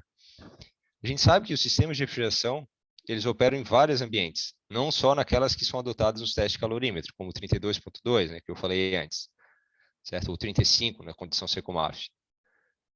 Então, é importante que a gente consiga medir também o desempenho do compressor em temperaturas ambientes mais baixas também. Infelizmente, isso não é feito ainda, hoje em dia, né, pelos fabricantes. Eu acho que está começando. A gente tem uma norma aqui para refrigeradores domésticos, que é a chamada IEC 62552, se eu não me engano, de 2015, que ela prevê que a performance do refrigerador ela tem que ser avaliada não só na temperatura de 32, que é o convencional aqui para o Brasil, por exemplo, como também na temperatura ambiente de 16 graus Celsius, justamente para ter um consumo de energia mais realista, né? Isso porque, obviamente, a gente tem um refrigerador na cozinha, a gente está num país que o clima varia bastante, então a gente tem temperaturas ambientes que variam bastante. Então, é mais justo, mais correto avaliar o consumo em duas temperaturas, certo? O que acontece? Qual que é o problema disso, né? Quando a gente baixa a temperatura ambiente, a gente também baixa a temperatura de condensação. Por exemplo, a 32.2, eu teria uma condensação ali de, sei lá, 40 ou 45 graus Celsius, normalmente. Tem esse delta aí de 5 a 10 graus. E para uma condensação de 16, eu teria um ambiente de 16, eu teria uma condensação de 25, mais ou menos. Né? E do ponto de vista prático, isso afeta os testes em calorímetro. Porque a maioria dos calorímetros que a gente tem hoje em dia foram projetados para operar nessas condensações mais altas. E em muitos casos, se o fabricante for tentar rodar pontos com a condensação de 25, ele não vai conseguir atingir a condição. O calorímetro não vai rodar direito. né? E com isso, os fabricantes de refrigeradores, que são os maiores interessados, eles não vão poder selecionar o compressor no catálogo do fabricante compressor de uma maneira mais apropriada, né? Porque não vão ter dados disponíveis para essas condições diferentes. Certo? Aqui que entra os modelos matemáticos. Né? Então, os fabricantes de compressores, eles vão ter que fornecer dados confiáveis de operação do compressor, uma faixa maior de operação, incluindo temperaturas de condensação mais baixas, que eu coloquei como exemplo 35. Não me engano, não lembro a Tecance, mas a Embraco, por exemplo, ela normalmente fornece dados entre 35 e 65, não abaixo disso. Né? Então, se eu tiver um ambiente mais baixo, eu vou precisar ter dados para condensações menores que 35. Então, a alternativa para resolver esse problema, uma das alternativas, né, além de atualizar os calorímetros, obviamente, é utilizar modelos matemáticos com fundamentação física por trás, que eles permitem, então, uma extrapolação dessa faixa de validade experimental, certo? Então, o desenvolvimento de uma ferramenta de simulação para o cálculo do desempenho do compressor em qualquer, vou exagerar aqui, qualquer condição de operação, ela é praticamente mandatória hoje em dia, tendo em vista essas novas normas de teste de sistemas de refrigeração. Aqui eu cito para vocês um exemplo, né? Esse aqui é um compressor típico recíproco, né? Esses são dados reais que eu extraí de um catálogo de um fabricante.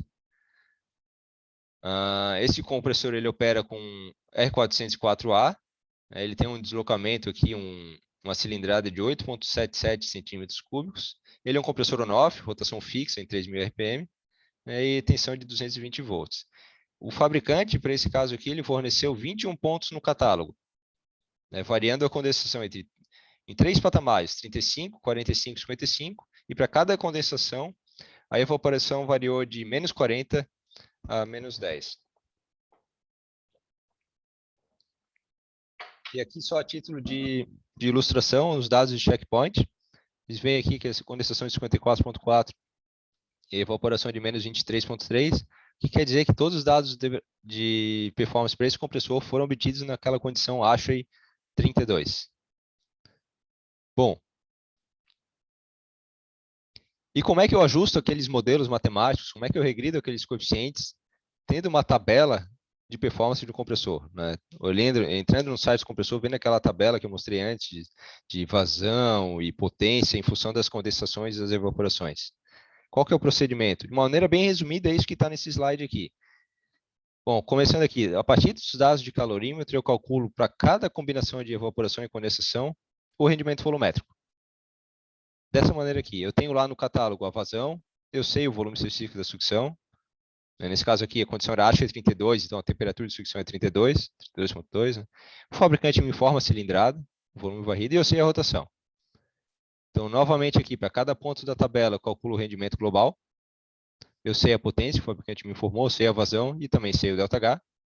E se eu quiser estender um pouco a análise, se o fabricante fornecer a temperatura da carcaça ou da descarga, como eu falei antes, eu consigo, a partir daquela equação do balanço de energia global no compressor, estimar o UA dele, a constância térmica global da carcaça.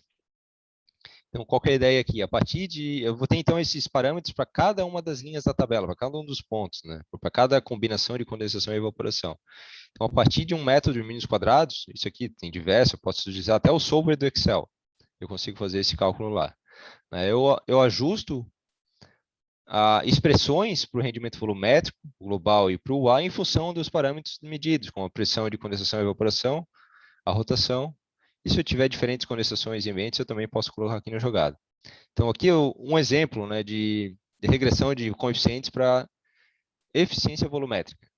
Lembra do modelo do Lee, que eu falei? Ele modela a eficiência volumétrica com essa expressão aqui, B1 e B2, né, e o B2 multiplicado pela razão de compressão. Essa maneira que ele bolou aqui para calcular a eficiência volumétrica. Então, eu calculo eu tenho a eficiência volumétrica calculada, né, como eu falei antes, a partir das medições, a partir dos dados experimentais, certo?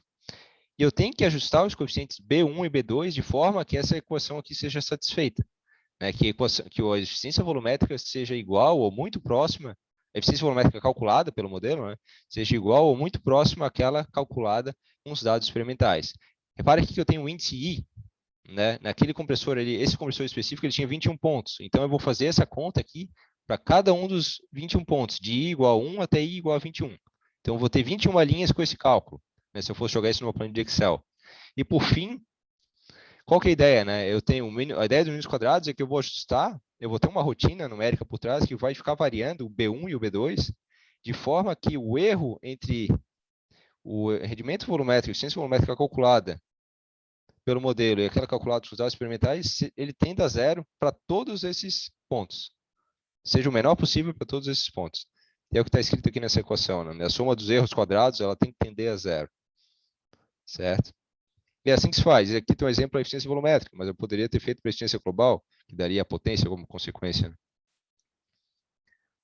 Bom, então aqui, se eu fizer aquelas contas para o modelo, para esse modelo de compressor, utilizando o modelo matemático proposto pelo Lee, para compressor de rotação constante, eu vejo que o erro ele é muito pequeno. Né? Se eu comparar aqui, por exemplo, as eficiências isentrópicas, que no caso seria global, não isentrópica, né?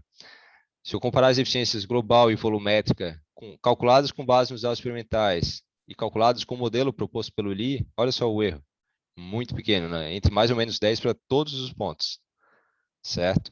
Isso aqui, se eu fosse calcular um erro RMS aqui, né, root mean squared, seria de menos de 2%, né? O que é muito baixo. Mostra a capacidade desse modelo.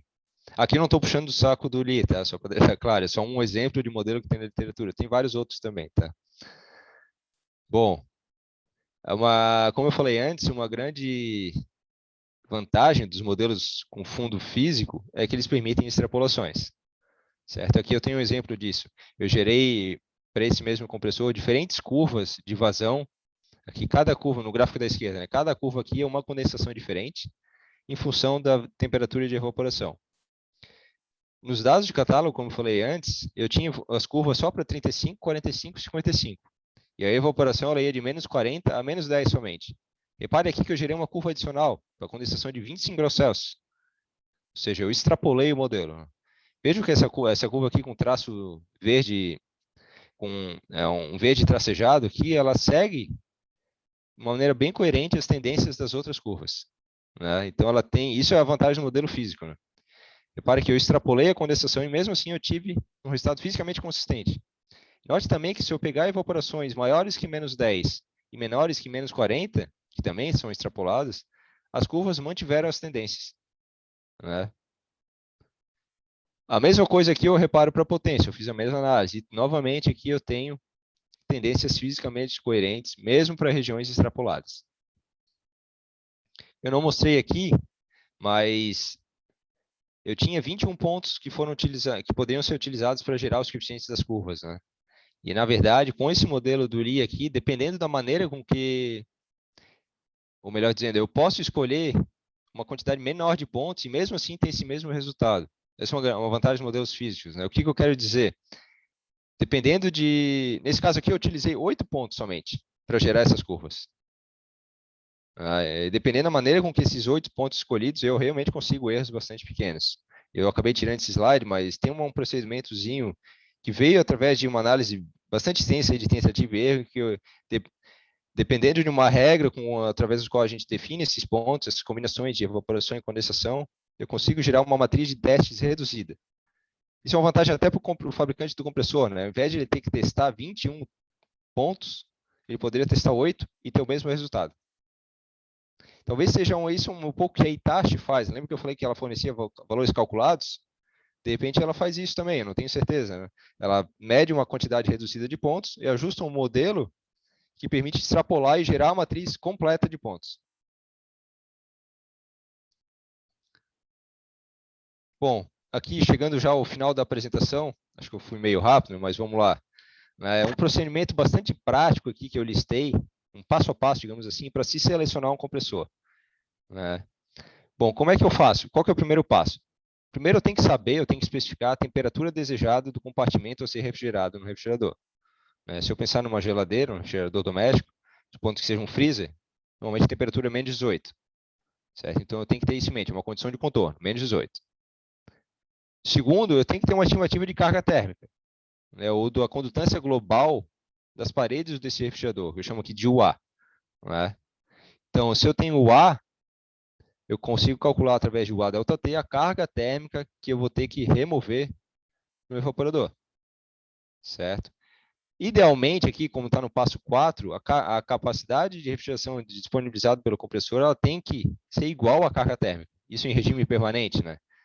Mas como a gente sabe, o compressor normalmente ele opera num modo on-off, né? Liga e desliga para ter o controle de capacidade, porque ele normalmente ele fornece uma capacidade de refrigeração que é maior do que a carga térmica, certo? Por que ela é maior? Para vencer o pull down ou para fazer o pull down mais rápido, a gente partida ser mais rápido. Isso é um fator de passa ou não passa também no projeto de refrigerador. A gente consegue colocar um compressor que tenha e vai atingir as temperaturas que a gente quer, de modo que a capacidade fornecida por ele seja igual à carga térmica. Mas no transiente inicial, se a gente ligar o refrigerador na tomada e partir com as temperaturas todas equalizadas, dependendo dessa capacidade, pode ser que o transiente seja muito lento. E daí o refrigerador não passa no projeto. A gente tem que colocar um compressor maior, né? Então aqui o compressor ele acaba, ele tem o que a gente chama de fração de funcionamento, runtime ratio, que ele pode ser definido como a razão entre a carga térmica e a capacidade de refrigeração. E normalmente isso aqui fica na faixa de 50% para cima, né? Obviamente, se o compressor for muito grande, esse valor ele fica pequeno, o que não é muito bom do ponto de vista de performance, né? Eu estou desperdiçando capacidade, digamos assim, né? Então, isso que eu falei aqui, né, no passo 5, repetindo, né, o compressor ele sempre tem que ter mais capacidade do que a carga térmica que é imposta, justamente para satisfazer esse critério de pull down. Eu lembro de um fabricante que ele tinha um critério que era o seguinte, por exemplo, um refrigerador de 2 portas, refrigerador doméstico. Ele tem um freezer, ele tem um fresh food, que a gente chama, que é o compartimento de baixo, ou de cima, dependendo se ele é um bottom.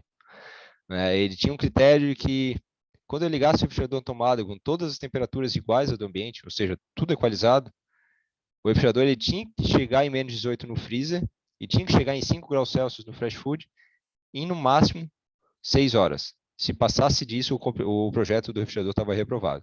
Então, o fabricante e o projetista do refrigerador ele tinha que escolher um compressor de maneira certa, senão o compressor não passava. Repetindo aqui também, como eu falei, esse runtime do compressor ele sempre tem que, normalmente ele é maior do que 50%. Certo? Então, o passo seguinte aqui nesse approach prático para se selecionar o compressor é definir ou ter uma estimativa em qual evaporação e condensação que o sistema de refrigeração vai operar. Então, uma regra, uma thumb rule aqui, uma regra de dedão clássica que a gente tem aí e até em contato com os fabricantes de refrigerador é a seguinte: a temperatura de condensação ela pode ser aproximada como a ambiente mais X, e a evaporação é como sendo a do ambiente interno, ou do compartimento ser refrigerado, menos X. Pô, mas onde é que vem esse X aqui? Quanto que é X, né?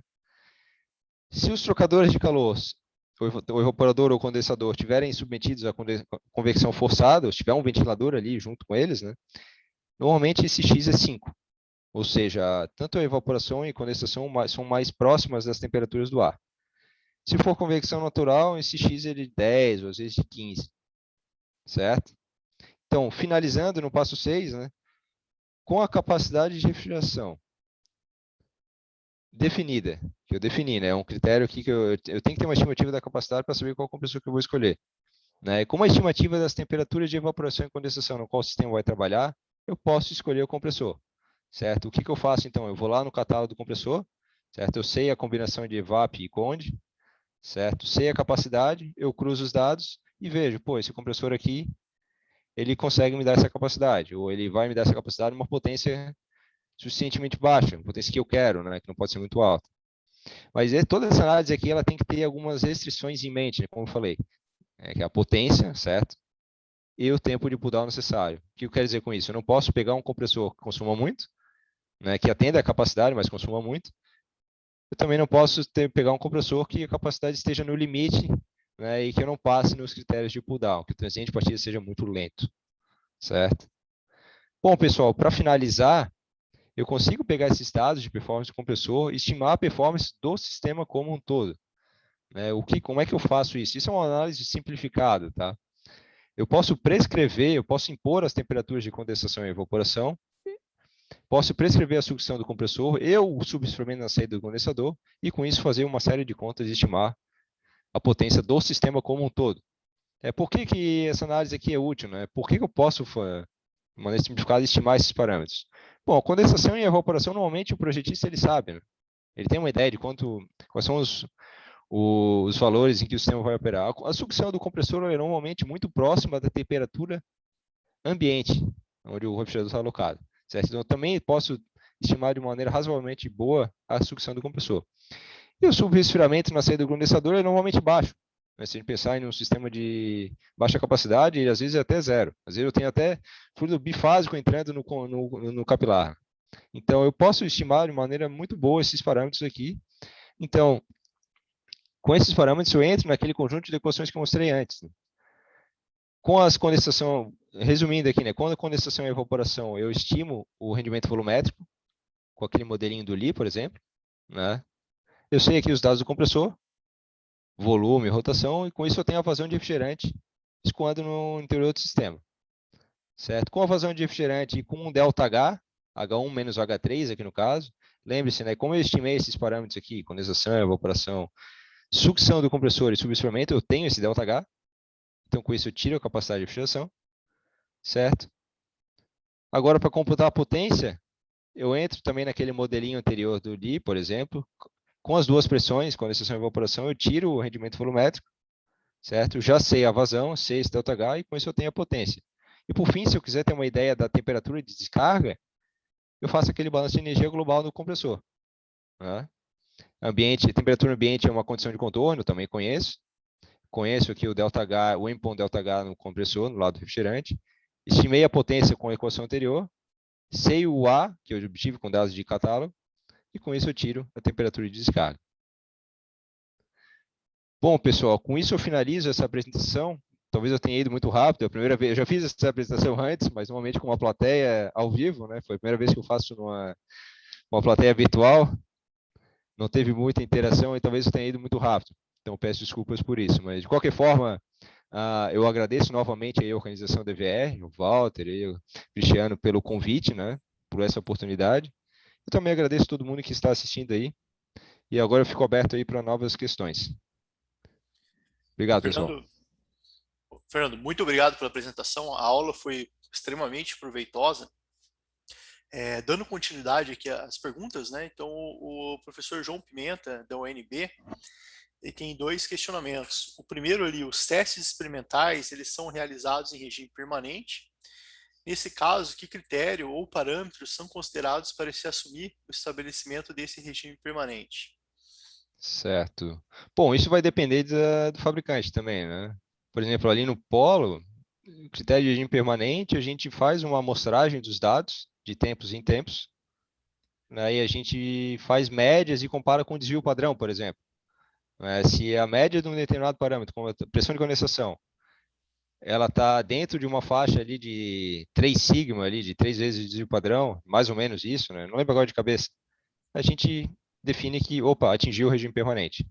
A pressão não está mais variando dentro dos limites que a gente impôs. É mais ou menos isso. É meio que de pessoa para pessoa. Obrigado. Eu me lembro de trabalhei um bom tempo aí com o professor Christian Hermes, né? Aliás, transmito um abraço para ele. Ajudou muito a gente, né, nesse contato, né? E eu me lembro, realmente, ele definia três desvios padrões durante um determinado tempo, né, para É se isso, né? estabelecer regimes, dependendo da situação, em torno ali de 10 a 30 minutos, né? Isso. Mas tá bom, muito obrigado por responder essa pergunta. A segunda do João Pimenta: os modelos matemáticos permitem uma previsão do desempenho dos compressores novos em que condições ideais de uso. Contudo, com o uso, o desgaste reduz gradativamente o desempenho do compressor. Como esse efeito poderia ser introduzido nos modelos matemáticos do compressor? Não sei se isso é considerado, né, nas avaliações. Infelizmente, nos modelos que a gente apresentou, esse tipo de coisa não entra, né? Infelizmente. De cabeça, assim, eu não sei responder se é possível, naquele tipo de equacionamento, introduzir desgaste, né, nas equações. Eu não sei como fazer isso, mas o que poderia, na prática, lógico, é um procedimento mais trabalhoso. Se o compressor tem, sei lá, já foi usado por X anos, teria que ser medido novamente e ajustado uma nova curva, seria meio que força bruta, né? Ou então teria que ser feito um estudo em cima disso para se ter uma ideia do envelhecimento do compressor. Por exemplo, a gente já fez uma análise assim para painéis de vácuo, que são aqueles painéis que são utilizados para isolamento de parede, né? Então a gente tinha também uma ideia, pô, a gente sabe a performance do painel de vácuo quando ele está novinho. Só que a gente sabe que à medida que ele envelhece, ele vai perdendo o vácuo. Então ele fica ruim, a condutividade térmica aumenta. E a gente acabou fazendo uma análise mais empírica, né? A gente mediu ao longo de um ano a performance do painel, medida a condutividade, e isso gerou uma equação, meio que até estatístico, eu diria assim. Agora, do ponto de vista de teoria do compressor, como levar isso em conta, realmente eu acho que é bem complicado. Eu não sei aqui te responder essa. Não, interessante. Não foi avaliado ainda, provavelmente deve ter algum teste, né, que os fabricantes fazem sobre degradação ou envelhecimento do equipamento, mas que ele não é considerado na obtenção dessas curvas de compressor, dos É, compressores, é né, verdade. inicialmente, né. Tá, como comentário aqui, ainda do professor João Pimenta, ele fala que no mestrado dele, concluído em 1992, ele obteve experimentalmente o diagrama indicado de um compressor alternativo. Na sequência, no doutorado do professor Pimenta, em Liège, na Bélgica, ele realizou testes em calorímetros e trabalhou com modelos semi-empíricos. Na UNB, em 2007, realizaram testes em calorímetros pelo método do ciclo em regime superaquecido Ah, o apenas, né? Rock S. Ah, que legal. Legal, Tem bom saber. um bom conhecimento aí, né? Eles podem É, trocar aí ideias. plateia bem É, qualificada aí. bem qualificado. Ele agradece pela aula, né? Parabeniza pela aula e Ah, diz obrigado. aqui que apreciou bastante. Continuando, tem mais alguns questionamentos aqui, né? É, que no... Bom, só continuando aqui, tem mais, já retoma a pergunta do Eduardo. Mas do João Pimenta ele fala aqui que não entra, eu sei justamente por isso a pergunta. E continuando aqui, né? Mas já trabalhamos em algumas ideias nisso, poderíamos falar após a escola. Ah, Então tá. fica aí Ah, o legal. contato, professor João. Se quiser entrar em contato diretamente com o Fernando, ou se não, pode entrar em contato por e-mail com a Tranquilo. comissão É, o meu e-mail tá organizadora. na tela aí. Qualquer Ah, coisa, legal. É só entrar isso em mesmo. contato. Mas nós passamos o contato aí também. Que bom. Uma última pergunta do Eduardo Falsetti. Ele pergunta aqui: foi mencionada uma forma de selecionar pontos de evaporação e condensação de forma que representarão bem o comportamento do compressor. Poderia detalhar como esse método é feito? São limites de aplicação? Olha, na verdade, eu acabei tirando esse slide, eu não comentei antes, porque foi um projeto para uma empresa de compressores, né? A gente fez essa análise para eles, que eles também, a ideia que eles tinham era de reduzir a quantidade de testes experimentais, né, para aumentar aí para que eles conseguissem desafogar um pouco a fila de calorímetros lá. Então, eu não posso compartilhar essa informação, mas deixa eu ver o que que eu posso. Talvez eu Eu possa falar alguma acho que coisa. talvez ele esteja questionando ali sobre os pontos que são selecionados de maneira bem comum aí por todos os fabricantes, né, de pontos de evaporação e condensação. Eu acho que seria mais ou menos isso, né? É como que são selecionados esses pontos na norma, né? Ah, tá.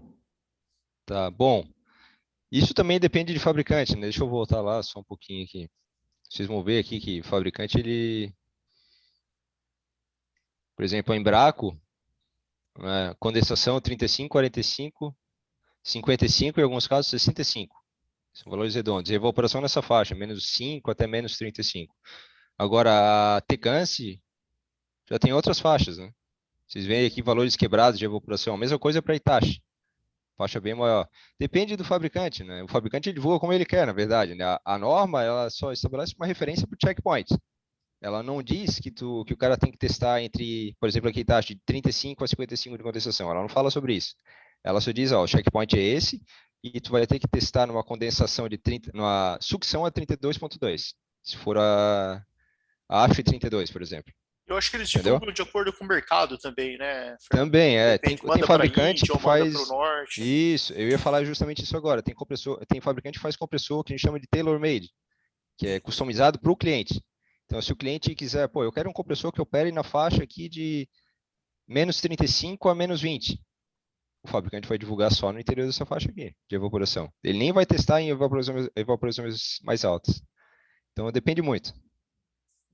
Ele ainda comenta, o Eduardo Falsetti, ele fala que na verdade é a seleção dos testes para o modelo mesmo. Então, Ah, tá. Então era aquilo mesmo. né? Eu posso utilizar todos os dados fornecidos, o modelo vai ficar mais robusto, Mas se eu quiser otimizar, realmente essa é uma análise à parte. Então, acho que respondido, Eduardo. Eu não sei se há mais algum questionamento. Ver se dá mais um minutinho aí, de repente, se alguém queira mandar mais alguma questão.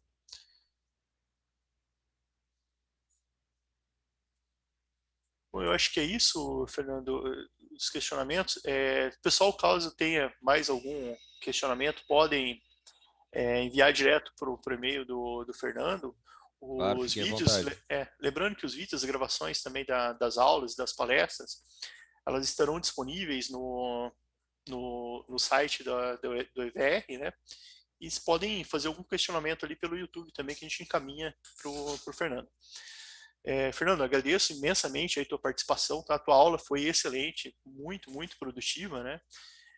Agradeço também a toda a equipe do Polo, né? Em especial o professor Christian Hermes aí, que fez esse contato, esse intermédio, e sempre foi muito prestativo, né? Com relação ao EVR e com a BCM, e esperamos poder contar com a tua presença em outras edições também. Opa, estamos aí. Mais uma vez, eu que agradeço em nome do Polo o espaço disponibilizado e, como eu falei, qualquer coisa é só entrar em contato. Tá certo. Muito obrigado, Fernando. Então, lembrando aí aos participantes, né, os attendees, os panelistas, retomamos a aula no final da tarde. O Cristiano está online também, não sei se tem mais algum recado, Cristiano, mas as palestras, a princípio, retomam às 2 horas da tarde, às 14 Eu horas. queria só agradecer o Fernando, foi uma excelente aula realmente, né? Então, muito obrigado aí pela aula, a gente aprendeu bastante com ela. Ah, que bom. Obrigado, Cristiano. Eu Fernando, também aproveito, Fernando, para agradecer. Eu trabalhei na área de compressores na Tecans e achei excelente sua palestra, muito informativa, muito, muito boa. Ah, obrigado. Excelente. Obrigado. Então tá bom, pessoal. um abraço, vamos nos Um despedindo abraço aí para todos. até a parte da tarde. Até Tchau, a tchau. próxima. Abraço. Tchau, tchau. Tchau, tchau. Só um lembrete, a parte da tarde a gente vai ter, depois das palestras, a mesa redonda, premiação e encerramento. Vai ser tudo no mesmo link, tá? Então, o mesmo link vai dar acesso a todos os eventos da tarde, ok? Muito Bem obrigado, lembrado. pessoal. Bom almoço para todos.